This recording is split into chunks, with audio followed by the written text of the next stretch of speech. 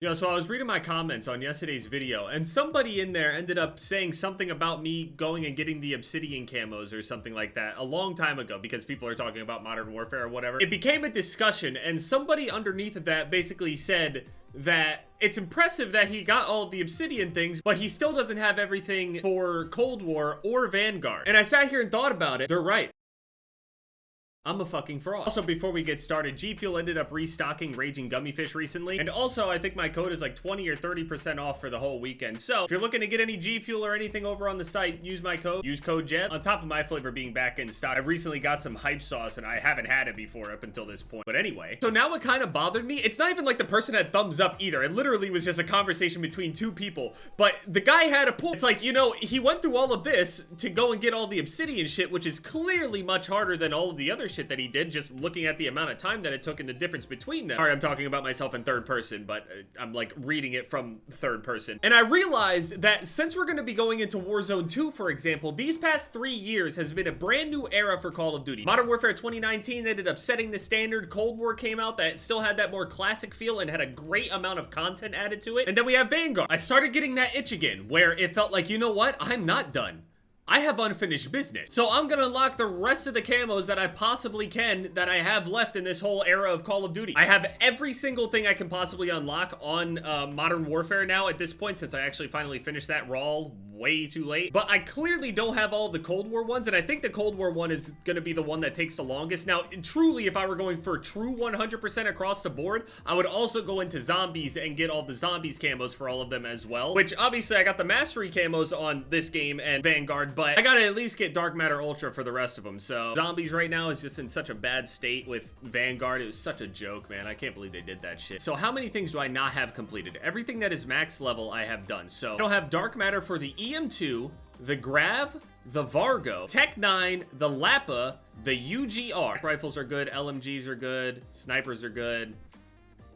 And then secondaries, I don't have the Marshals. I also don't have this Ironhide shotgun finish. And then I got so many melee weapons I haven't touched. Oh shit. I got 1, 2, 3, 4, 5 different melee weapons. So 5 melee weapons, 1 shotgun, 1 pistol. So 15 different things I have not unlocked on here. I'm pretty sure I'm only missing literally like 2 things for Atomic over on Vanguard. So it won't be very long, but I'm gonna have to go back to Vanguard at some point. But I feel like I'm gonna be on Cold War for a while. But also tonight, there's a UFC event. By the way, we're closing in on 5 million subscribers. So if you're new here, subscribe if you're new. I got some new shit coming. Modern Warfare 2 is just a couple months away. Probably a beta or alpha or some kind of announcement or some shit soon. Oh, I need to get headshots with this. So I'm just gonna be in hardcore with this EM2.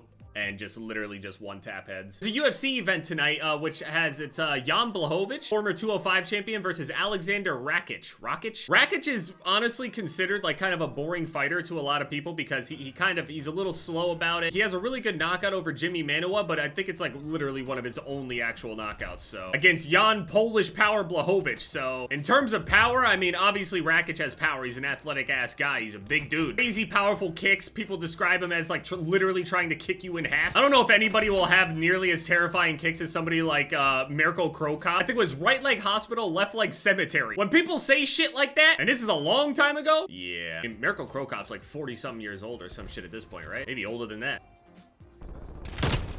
Headshot, nice. Now, Alexander Rakic, although he's considered more boring and he has like a whole bunch of decisions under his belt and all this other shit, I mean, obviously he has finishing potential. He has a lot of power. He's athletic, like I was saying. But Jan Blachowicz also, obviously, his last fight did not look good and he did lose to Glover Teixeira, which, no disrespect to Glover, but losing to somebody that's like in their 40s and shit like that, as impressive as it is, you lost to a 40-something-year-old guy. Now, obviously, you could have just underestimated him and just, you know, it's just kind of how it goes. I thought it was crazy that he actually lost like that, but nothing's going to be nearly as fucked up when I watched Amanda Nunes lose to Juliana Pena. That was some of the most weirdest Twilight Zone shit I've ever seen in my life. Again, no disrespect to her, but I literally, actually, nobody thought she would win. So Glover's kind of in that boat where it's like, I mean, he got a legit win, and I mean, you gotta respect him. But I just have a hard time picking him. I don't know why. He's coming off of a loss where you don't look very good, and I think Jan is also like 38, 39 years old or some shit like that. Like, he could be considered old, you know? That's why I keep mentioning how, like, strong and athletic Rakic actually is. He could just make it really boring and, like, wrestle him or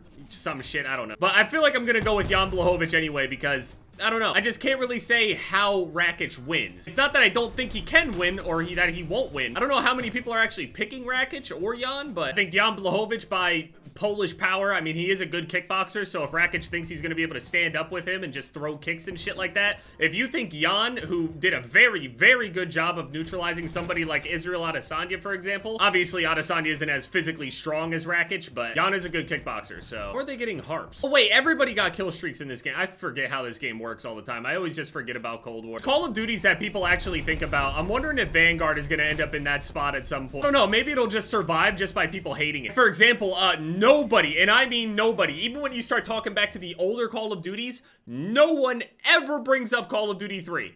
No one. The game just did everything worse than Call of Duty 2. I guess my thing has gold tracers or some shit. I was wondering what that Lucky Charm ass noise was. Michael Johnson's fighting on this card tonight. I think he's on like a loss streak as well. This is probably his last one if he ends up losing this. Oh yeah, and there's also a young prospect on here. He's undefeated. I think he's like 10-0 or something at flyweight, 125. His name is Tatsuro Taira. He looks pretty good. Ryan Superman Span versus Ion Kutilaba. Or Ion Kutilaba? I'm not sure how to pronounce his name. I think Ion or Ion is either way is okay, but he just sit in that window and kill people into the window. I forgot about that. It's the fact that I'm gonna have to do so many melee ones. I'm gonna have to throw so many smokes. I think Ryan Span beats Kutilaba. Kutilaba is just too, I don't know, he gets emotional and he just starts swinging with people, and Ryan Span does something similar, but Ryan Span has just, he's shown to be a little bit more intelligent with his defense than Kutilaba, so Amanda Hebos is fighting again against Caitlin Chukagian. Number 9 versus number 1, holy shit. Big chance for Hebos. I go Jan Blachowicz, Ryan Span. I love watching these guys that are like on the prelims and shit and just watching them slowly climb, or quickly climb, I mean. Oh, also, Exclusive Ace, I recommend you guys to go check out one of his most recent videos that came out yesterday. He ended up doing a test on that aim assist poll that was out before. Does anybody think that aim assist is stronger or weaker in comparison to older versions of Call of Duty? And a lot of people were complaining about how that was like all poorly worded and all this other shit, and there's so much more that goes into aim assist and all this other stuff. Another cover kill and a 5 kill streak. I gotta get kills with this UAV. Now, I'm not going to say Exclusive Ace's video is 100% correct, but this is the best study I've seen on aim assist the entire time. But he basically ended up like actually measuring on video of like how strong aim assist is, or at least in any quantifiable, measurable way that we can. Like, how big is the bubble from the thing? How strong is the slowdown? Things like that. Things that people are saying are like very, very difficult to like understand, and everybody swears up and down that they have a feeling of something. But when put to the test, it turns out that besides the aim assist range, going from like 38 meters on average in the previous Call of Duties right before the last 3 since Modern Warfare 2019, and subsequently going into Warzone, there's an on average of near 40 meters of aim assist on all of the games before Modern Warfare 2019, and then when Modern Warfare 2019 ended up coming out, the aim assist range ended up going from around 40 to over 200. And in multiplayer, at some points, there's literally no point where it would drop off at any point with the amount of range that you have with your aim assist. Now, obviously, range doesn't measure the stickiness of your aim assist. It doesn't measure the slowdown and other things like that. And obviously, there are things that could make it different. Some people are talking about dynamic and stuff like that, but that's a response curve. That doesn't actually change fundamentally how aim assist actually performs. It doesn't change the strength. So anybody that's gonna mention dynamic and all this other shit, I mean, obviously, go to the video. His video is obviously gonna do a better job of explaining and displaying it. But basically, with those studies, aim assist has actually not gotten any stronger over time. Besides the aim assist range, the stickiness, the slowdown, all that shit is still the exact same that it has been for years. Now, given he didn't get to test something like, you know, Modern Warfare 2, Modern Warfare 3, Black Ops 2, maybe that might be a little bit different. So I guess a lot of these mouse and keyboard players are, now just because it hasn't necessarily gotten stronger other than range, like the strength of it by itself is not any stronger. He tested rotational and everything. Now, just because it hasn't actually gotten much stronger doesn't necessarily mean that it's not already overtuned. It is a little overtuned. For me, it doesn't change shit for me. Obviously, I benefit. And ultimately, I'm just saying, I just don't think that they're gonna change it. I genuinely don't think they will. And again, like I was saying also, if they are gonna change it, just don't say shit. Actually, just don't say shit. I encourage everybody, especially the guys like Exclusive Ace and J-God and other guys that like collect data and shit. How about this? How about we collect that data as soon as Modern Warfare 2 ends up dropping?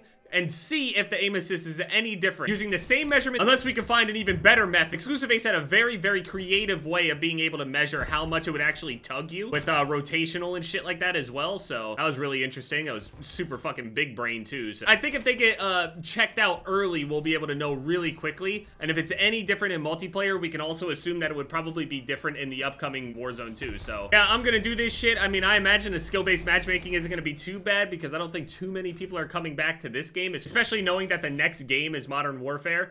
There's really no reason to be playing a Black Ops right now. You're trying to be like ultra efficient anyway. That's just, obviously you could play whatever the fuck you want, but I'm gonna do this because I have to. I'm now obligated in my brain.